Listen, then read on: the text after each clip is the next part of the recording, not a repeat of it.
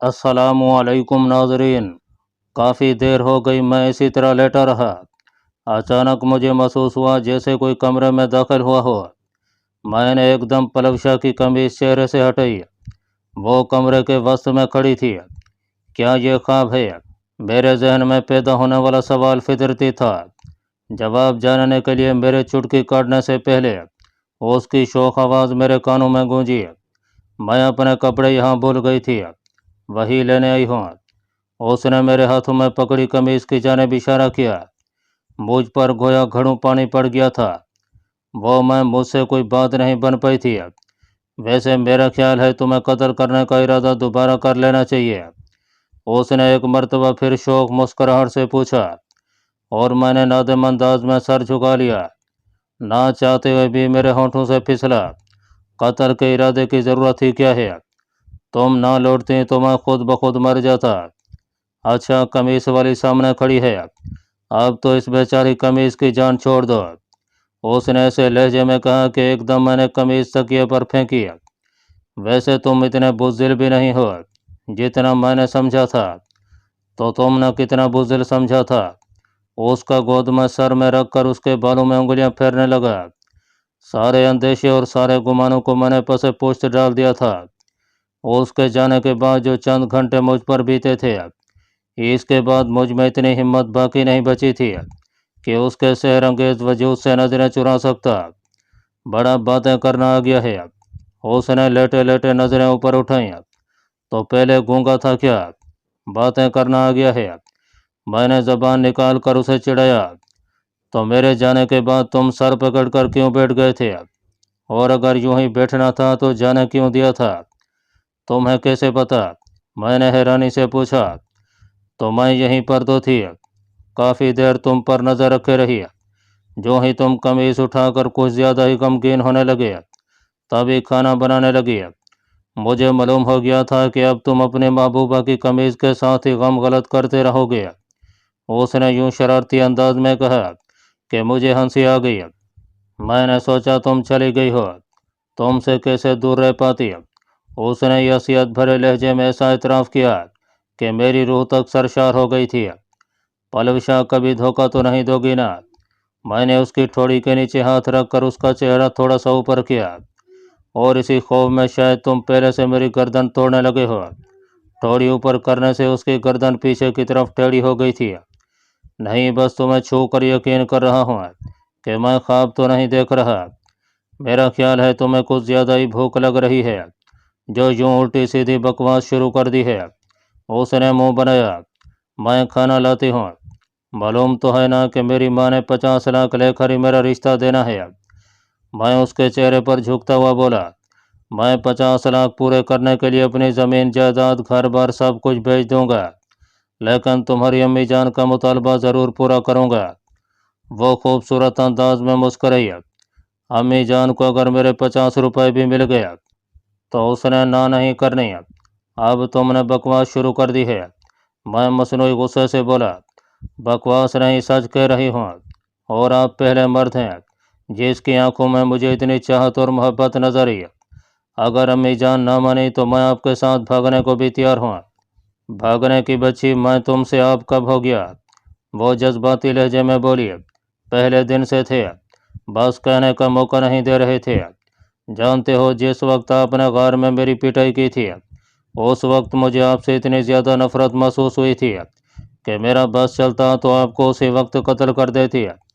लेकिन बाद में जब आप सरदार भाई के साथ बातें कर रहे थे कि मैं आपको कितनी प्यारी और मासूम लगी थी, उस वक्त मेरे दिल में एकदम आपकी चाहत भर गई। उस वक्त मैंने खुद से ऐद कर लिया था कि आप ही को अपनाऊंगी, चाहे इसके लिए मुझे कितनी कोशिशों ही क्यों ना करनी पड़े। बाद में आपकी आंखों से छलकने वाली चाहत और मोहब्बत ने मुझे यह इत्मीनान दिला दिया था कि आपका बेजारी ज़ाहिर करना और मुझसे जान छुड़ाना बस खुद को धोखा देने के लिए है। वरना आप भी पहले दिन से मुझे चाहने लगे थे।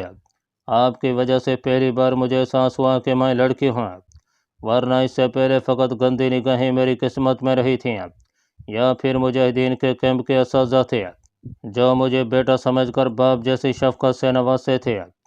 अच्छा, अब से फेर होने को है। क्या अगली शब भी यही क़याम का इरादा है? उसने चाह से लबरेज लहजे में जवाब दिया, मेरा दिल तो चाहता है तमाम उम्र आपके साथ यहीं बिता दूँ। तुम तो है हुई बेवकूफ़।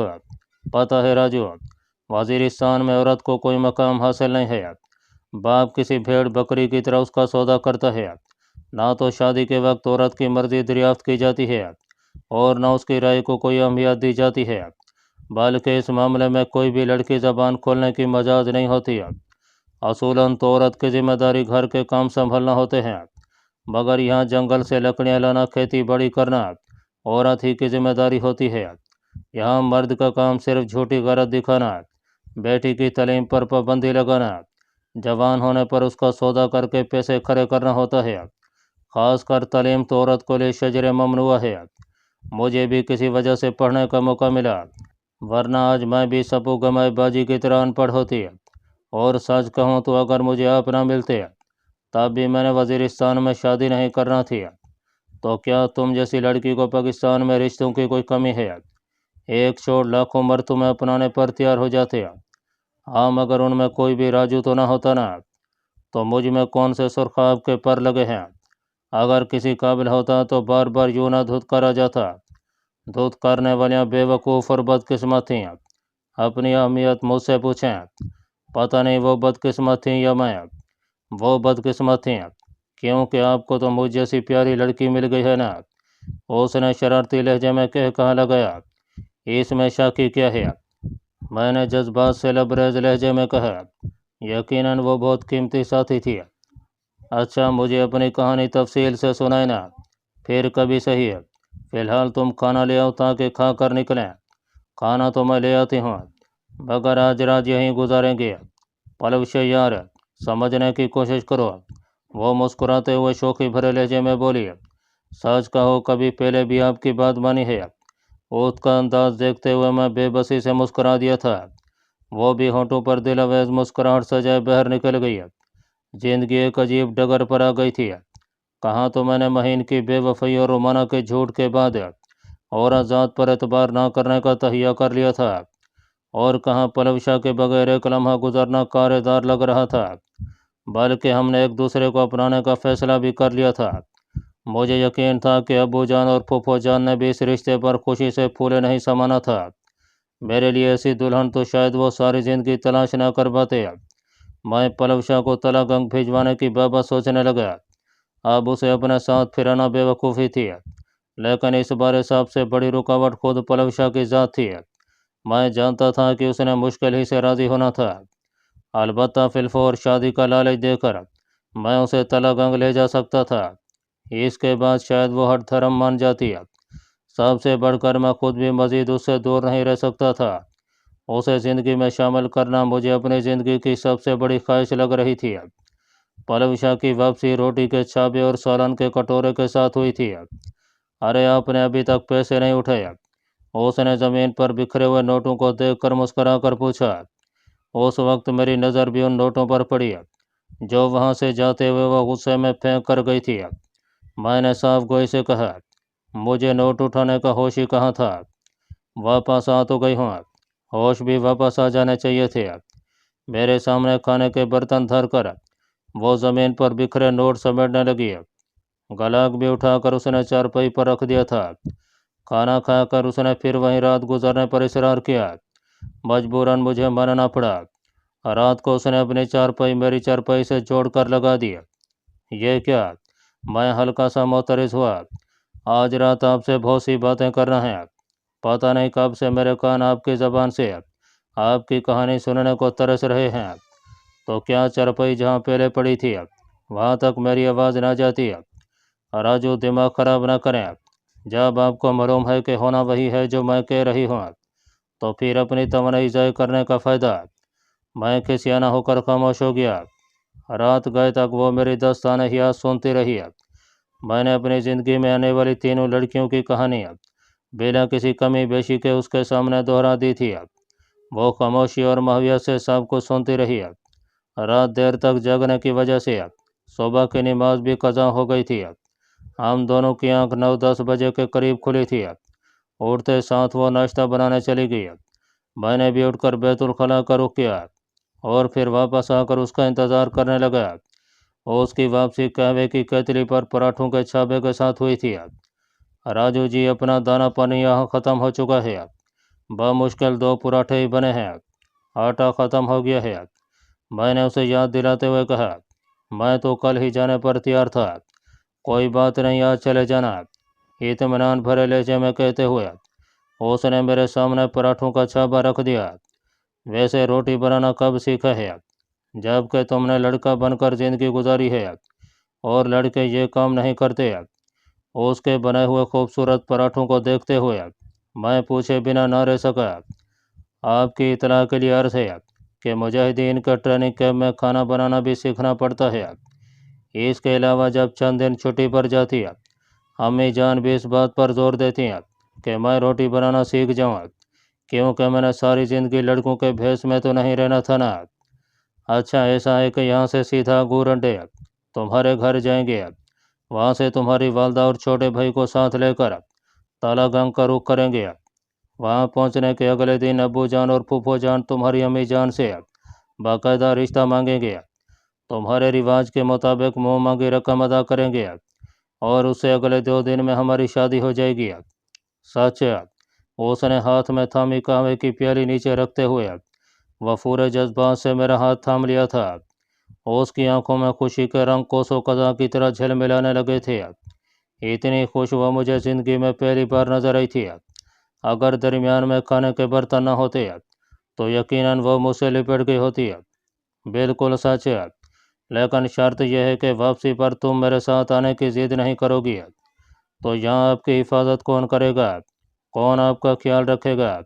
اس کے لہجے میں حقیقی پریشانی کی جھلک تھی۔ اس کے انداز نے میرے دل میں اس کی چاہت کو مزید بڑھاوا دیا تھا۔ کوئی تو تھا جسے میری پرواہ اور فکر تھی۔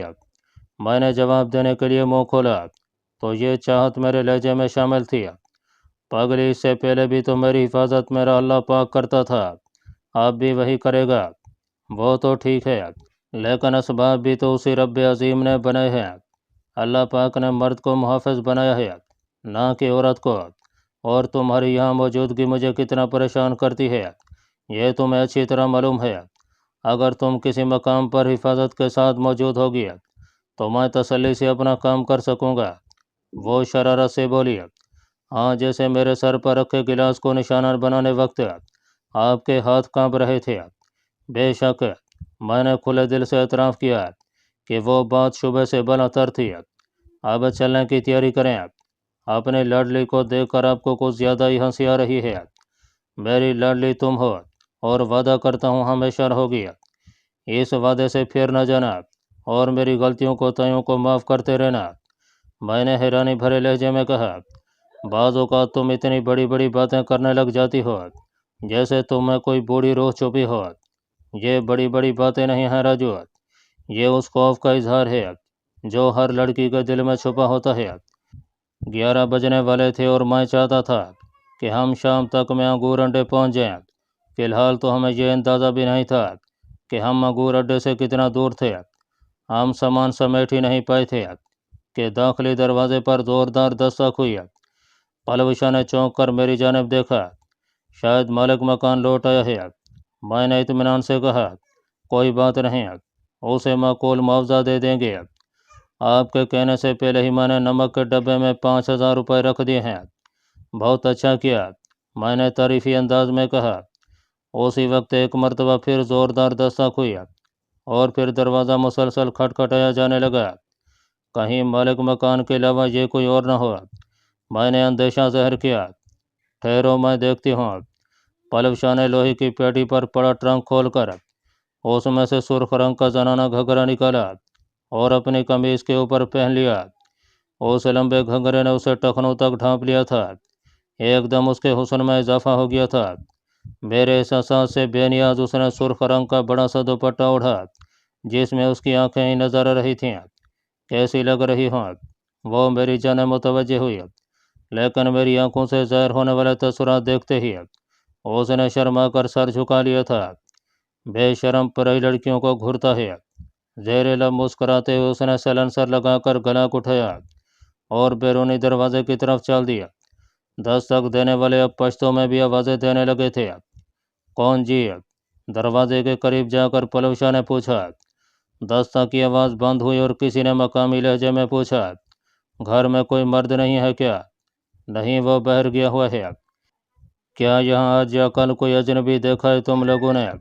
नहीं, पलवशा ने नफ़ी में जवाब दिया। उसका सवाल सुनकर मेरे दिल की धड़कनें भी तेज़ हो गई थीं। एक लम्हे की खामोशी के बाद बाहर से आवाज़ आई, अच्छा दरवाज़ा खोलो, हमने घर की तलाशी लेनी है।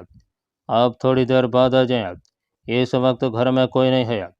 पलवशा ने बनावटी घबराहट से कहा, हमारे पास इतना वक्त नहीं है, हम बस एक नज़र डालकर अपनी तसल्ली करना चाहते हैं, फिर चले जाएंगे। पलवशा ने मेरी जानब देखा। मैंने हाथ के इशारे से उसे दरवाज़ा खोलने का कहा और खुद कमरे का दरवाज़ा बंद करके कबाड़ की दर से आंख लगा दी। बरीटा पिस्तौल मैंने हाथ में थाम लिया था। ज़रा सी गड़बड़ पर मैं पलवशा की मदद के लिए बाहर निकल सकता था। पलवशा दरवाजे की कुंडी खोलकर ज़रा पीछे को हट गई। इतना तो मुझे मालूम था कि वो मुकम्मल तौर पर तैयार थी। कुंडी खोलते ही दो दरमियाना कमद के मर्द अंदर दाखिल हुए। दोनों ने हाथों में कलाशन कोफें थामी हुई थीं। एक ज़रा भारी तनोतोश का था, जबकि दूसरा छरीरा बदन रखता था। मोटे ने पलवशा को देखते हुए पूछा, तुम्हारा घर वाला किस वक्त लौटेगा? उसने घरेलू खतून के अंदाज में कहा, बस थोड़ी देर तक आ जाएगा। इस दौरान दूसरे आदमी ने एक सरसरी नज़र सहन में दौड़ाई और वह भी पलवशा की जाने मुतवज्जे हो गया। मुझे महसूस हुआ कि उन दोनों की दिलचस्पी तलाशी लेने की बजाय पलवशा की ज़ात में थी। मोटे ने अपने साथी की तरफ देखकर आंख से इशारा किया और वह सर हिलाता हुआ दरवाज़ा कुंडी करने लगा। ये अब दरवाज़ा क्यों कुंडी कर रहे हैं? पलवशा ने घबराए हुए अंदाज में पूछा। कुछ नहीं मेरी जान, बस तुम्हारे कपड़ों की तलाशी लेना है, कहीं तुमने कोई ख़तरनाक हथियार न छुपाया हो। मोटे ने शैतानी अंदाज में कहा, जबकि उसका साथी बेशर्मी से हंसने लगा था। मोटे ने कलाशनकोफ अपने साथी की तरफ बढ़ाते हुए कहा, ज़रा ये पकड़ो, मैं इस बुलबुल को कपड़ों की कैद से निजात दिला दूँ और मुखाबरा भी आफ कर दो। उसने मोटे से कलाशनकोफ लेकर कंधे से लटका लिया और आईकॉम सेट ऑफ करते हुए बोला, यहाँ ये शोर करेगी, अंदर ले जाकर इसकी तलाशी लेते हैं। और फिर मोटे के कुछ कहने से पहले पलवशा ने मज़ाया अंदाज में कहा, यह सही मशवरा दे रहा है मोटे रीछ। उन दोनों ने चौंक कर पलवशा की तरफ देखा, लेकिन उनके कुछ करने से पहले पलवशा ने दुपट्टे की आड़ से दायां हाथ बाहर निकाल कर बेदरीक 3 गोलियां मोटे के साथी की छाती में मार दी, क्योंकि उसके पास दोनों हथियार थे। गोली खाकर वो ज़मीन पर गिरकर तड़पने लगा था। पलवशा ने पिस्तौल का रुख मोटे की जानिब मोड़ दिया। मैं भी दरवाज़ा खोलकर बाहर निकल आया। मोटे का रंग खौफ की शिद्दत से जर्द पड़ गया था। वो खुश्क होते हुए होंठों पर ज़बान फेरने लगा। तो क्या ख्याल है मोटे, कमरा ठीक रहेगा या यहीं पर मेरी तलाशी लोगे?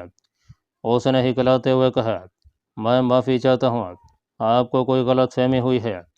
तुम किसे तलाश कर रहे थे? मैंने करीब जाकर पूछा। किसी को भी नहीं, हम तो बस यूं ही। लेकिन उसकी बात पूरी होने से पहले मेरा बाजू घूमा। चटाक की आवाज़ से सहन गूंज उठा था। झूठ बोलकर तुम फ़कत अपनी अजियत बढ़ाओगे। हम सरदार कबील खान के कातलों की तलाश में हैं और हम अकेले नहीं, इस सारे इलाके को कबील खान के आदमियों ने घेरा हुआ है। इस मर्तबा उसने झट असल बात उगल दी थी। अंदर चलो। मैंने उसे कमरे की तरफ जाने का इशारा किया। अगर मुझे छोड़ दो तो मैं किसी को नहीं बताऊंगा कि आप यहाँ छुपे हैं। मुआहदे बाद में होंगे, फ़िलहाल अंदर चलो। मैंने उसे बरीटा पिस्तौल की नाल से टहुका दिया और वह मरे मरे कदमों से अंदर की जानिब बढ़ गया। पलवशा मरने वाले की तलाशी लेने लगी। अंदर ले जाकर मैंने मोटे की कमीज उतरवा कर उसी कमीज से उसके हाथ पुष्ट बांधे और उसे चरपाई पर बैठने का इशारा करके उसके सामने बैठ गया। इस दौरान पलवशा दोनों कलाशन कोफें उठाए अंदर घुस आई। मैंने उस पर तवज्जो दिए बगैर उस मोटे जिसका नाम इनाम खान था सवाल और जवाब करने लगा। थोड़े बहुत तशद्दुद और फेंटी से उसने काफ़ी मुफीद बातें बताई थीं। तमाम बातों का लबे लुबाब यह था कि कबील खान के जानशीन जहांदाद ने इस सारे इलाके में अपने आदमी फैला दिए थे। तमाम पार्टियां 2-2 और 3-3 अफराद की तादाद पर मुश्तमिल थीं। हर पार्टी के पास आई काम सेट मौजूद था। परसों गोली लगने के बाद कबील खान ने जहांदाद खान को बता दिया था कि उस पर घात लगाने वालों में एक अच्छा निशानाबाज मौजूद है, जिसका मतलब यही था कि घात लगाने वालों में एसएस यानी मैं शामिल था। जहांदाद खुद उसकी मदद के लिए वहां पहुंचा, मगर मेरी फायरिंग से होने वाले नुकसान के बाद उसे मोर्चा बंद होना पड़ा। हमारे चले जाने के बाद भी वो काफ़ी देर तक गोली के डर से आड़ में रहे, और फिर जब उन्हें यकीन हो गया कि हम वहाँ से चले गए हैं, इसके बाद डरते डरते आड़ से बाहर आ गया। वहाँ अपने साथियों में उन्हें 2 आदमी जिंदा भी मिल गए थे, वो शदीद जख्मी थे। नाले में पड़ी कबील खान की लाश देखकर जहांदाद गुस्से से पागल हो गया था। वो कबील खान का सौतेला भाई था, और उसकी मौत के बाद कबीले का सरदार वही था। उन तीनों की गाड़ियों के 2-2 पहिए मैंने बेकार कर दिए थे। उसने 2 गाड़ियों के फालतू टायर लेकर एक गाड़ी को सफ़र के काबिल बनाया, और उसमें कबील खान की लाश और 2 जख्मियों को लेकर वापस रवाना हो गया। बाकी अफराद को उसने हमारा पीछा करने का हुक्म दे दिया था। अगले दिन कबील खान के जनाजे के बाद वो अपनी पूरी कुव्वत के साथ मैदान में उतर आया। मुझे और पलवशा को उसने पहाड़ी पर चढ़ते देख लिया था, और इतना तो उसे मालूम हो गया कि घात लगाने वाले सिर्फ 2 आदमी थे। इससे पहले सकलैन खान के बेटे की शादी में कबील खान के जिन आदमियों ने हमें देखा हुआ था, उन्होंने पहले से अपने साथियों के सामने हमारा हुलिया बयान किया हुआ था। इस तरह 2 जमा 2 4 की तरह उनके सामने हम दोनों बतौर कबील खान के कातिल ज़ाहिर हो गए थे। इनाम खान से सारी तफसील मालूम करते ही मैं पलवशा की तरह मुतवज्जे हुआ। इसका क्या करें? उसने गलाक पिस्तौल की नाल इनाम खान की तरफ करते हुए 2 बार ट्रिगर दबा दिया। ठक ठक की आवाज़ के साथ वो चेहरे पर खौफ और दहशत के असरात सजाए पीछे की तरफ गिर गया। दोनों गोलियां उसकी छाती में लगी थीं। इसके अलावा क्या कर सकते हैं? उसे गोली मारकर वो इत्मीनान भरे अंदाज में पूछने लगी, अब यहाँ से निकलना एक मसला होगा। वैसे कुछ अंदाज़ा नहीं है कि हम किस जगह पर हैं। नफ़ी में सर हिलाते हुए वो बोली, मेरा ख्याल है छत पर चढ़कर जायजा ले लेते हैं, शायद कुछ अंदाज़ा हो जाए। ठीक है, तुम ऊपर चढ़कर जायजा लो, फिर निकलते हैं। वो यूँ भी जनाना लिबास में थी, किसी की नज़र उस पर पड़ भी जाती तब भी कोई ख़ास फ़र्क ना पड़ता। एक मर्तबा फिर अपने चेहरे के गिर्द दुपट्टा लिपेटते हुए वो बाहर निकल गई। घर के एक कोने में लकड़ी सीढ़ी लगी हुई थी, उसके ज़रिए वो छत पर चढ़ने लगी। मैं उनका आई का मान करके सुनगुन लेने लगा। आई का मान करते ही मुख्तलिफ़ किस्म की आवाज़ें आने लगीं। एक दूसरे को अपनी जगह के बारे बताने के साथ साथ वो ताज़ा सूरत हाल से भी आगाह कर रहे थे। 400-500 अफराद इस इलाके में फैल कर घर घर की तलाशी ले रहे थे। इसके साथ वो दरख्तों के झुंड और गारों वगैरह की छानबीन भी बारीकी से कर रहे थे। बुरे फंसे ज़ीशान मियाँ, मैं खुद कलामी के अंदाज में बुड़बुड़ाया,